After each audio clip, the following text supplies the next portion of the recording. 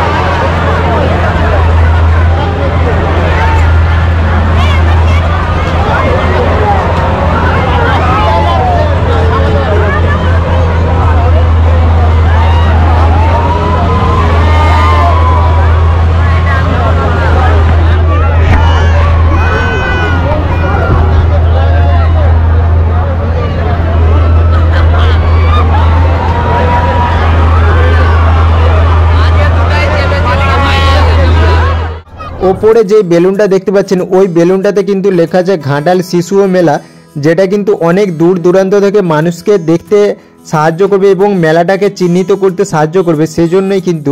আর মেলাটায় কিন্তু ফুল ভিউ হচ্ছে, এটা জাস্ট অসাধারণ লাগছে, দেখতেই পাচ্ছেন।